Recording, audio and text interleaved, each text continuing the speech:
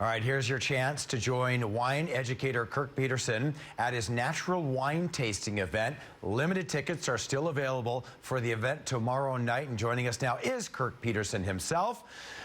Kirk, welcome back to the show. How are you doing? I'm very well. Thank you for having me. How are you? I'm good. You've piqued my interest. I'm not a huge wine connoisseur, so I'm really interested to know Natural Wine 101. Tell people what that is and how it's different. Well, so, you've got to love wine, people. We've come up with yet another name that's a little bit confusing.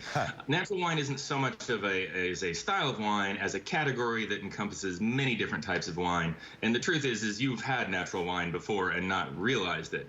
It's just that about 20 years ago, some producers decided to start kind of showcasing the difference between wines that were made with a very low intervention style versus some more commercially made wines, which don't really disclose the fact that they do put additives in there. Dyes, things that change the flavor, the texture, etc. Why do you think that producers had the need to kind of showcase this and kind of following up on the question, natural wines differing from conventionally made wines? Sure, I think it's because it's not the reality of what's in your wine is kind of obfuscated to the average wine consumer. If you've probably never thought about this before, but when you look at your cereal box, it has ingredients. When you look at your bottle of wine, it does not. That doesn't mean there's only grapes in there. There are some other things that are sometimes added to wines.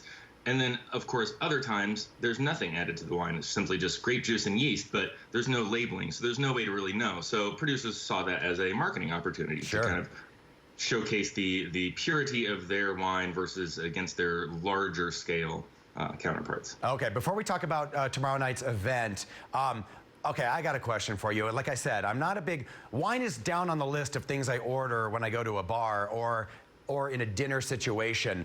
If I was drinking just to be with the cool crowd, I don't even care about taste.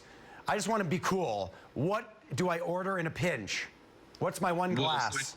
Yeah, I think that probably the most popular category right now is a style known as Petnat, which is really just means naturally fermenting. So when you make a champagne, you make the wine, ferment it once to make the wine, then you ferment it again to make it bubbly. Okay. Petnats just do that in one fell swoop, and so you end up with kind of a moussey, fizzy, delicious, easily drinking style of wine. Oh, all right. Thanks for answering that. I might have to try that. Now let's talk about the event that's happening at the Vegas Test Kitchen tomorrow night, right? That's correct. So, if a picture is worth 1,000 words, certainly tasting it is worth 1,000 descriptors.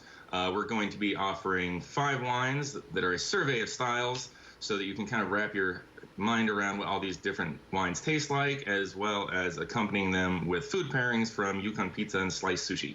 Cool. All right. The information is on your screen right there. Kirk, as always, a pleasure. We'll see you soon. Thanks. Absolutely. Thank you.